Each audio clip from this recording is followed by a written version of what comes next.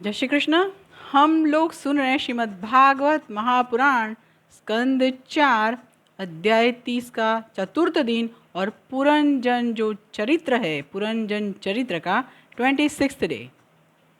यहाँ पे काफ़ी दिन का गैप हुआ है और जो गैप हुआ है उसमें कुछ वजह है।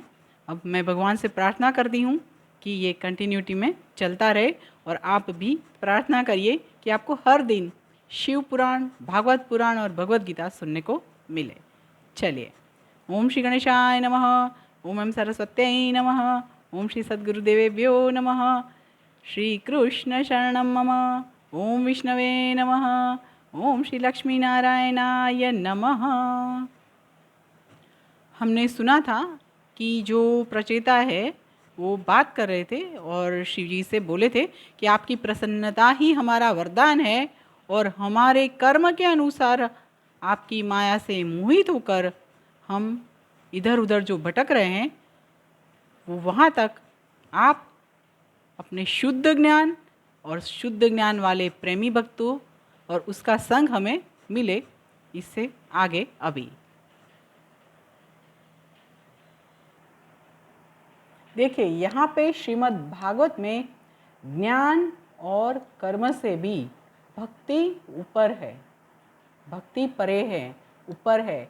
ऊपर इसलिए है कि ज्ञान और कर्म जो हैं वो तो सहज है, परंतु भक्ति सबसे ज़्यादा चढ़ी हुई है, ऊपर है। और भगवान सिर्फ और सिर्फ प्रेम मात्र के भूखे होते हैं।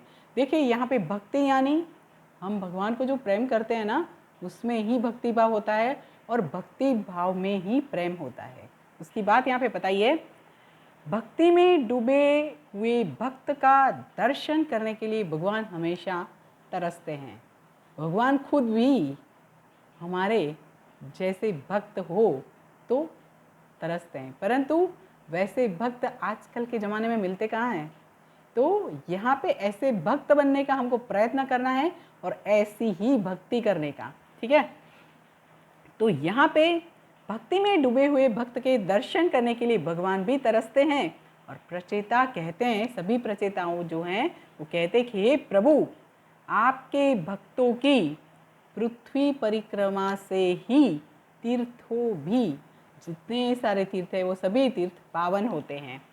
आपका प्रिय सखा भगवान शिव का क्षण भर के सत्संग से ही हम लोग आपके साक्षात दर्शन कर सके हैं। जन्म और मृत्यु, जन्म मृत्यु रूप असाध्य रोग के श्रेष्ठ वैद्य भी आप ही हो। हम आपके आश्रय में हैं, आपके आश्रय से हैं। हमने अगर समाहित चित्त से आपका अध्ययन किया हो, निरंतर सेवा शुश्रूषा से गुरु, ब्राह्मण तथा वृद्धों को प्रसन्न किया हो और दोष बुद्धि का त्याग करके श्रेष्ठ पुरुष, बंधु वर्ग तथा प्राणी मात्र की वंदना की हो तथा अन्न वगैरह का त्याग करके जल में तपस्या करके, जल में खड़ा रहकर तपस्या करके अगर हमने सब सही किया है तो वो सर्व कर्म अंतर्यामी प्रभु के संतोष का कारण बने। यही हमारे लिए हमारा अभिष्ट वर होगा, वर है। मैत्रेय जी आगे कहते हैं कि प्रचेताओं की जो स्तुति है उससे भक्तवत्सल भगवान प्रसन्न हुए और उन्होंने बोला तथास्तु। श्री हरि का मधुर स्मित वाला कल्याणमयी स्वरूप और उसका दर्शन करते हुए प्रचेता जो थे, सभी प्रचेता थकते नहीं थे और उनके नयन जो हैं वो संतुष्ट नहीं हो रहे थे। इसीलिए वो चाहते नहीं थे कि भगवान वहाँ से उनसे बात करते करते चले जाए, परंतु भगवान हैं, उनके क्लेशों का हरण करके प्रभु अपने स्वधाम पधार गए। आज यहाँ पे रुकते हैं, इससे आगे हम लोग कल सुनेंगे। सुनते रहें, शेयर करते रहें। अभी बोलिए ओम नमो भगवते वासुदेवाय, ओम नमो भगवते वासुदेवाय, ओम नमो भगवते वासुदेवाय। जय श्री कृष्ण।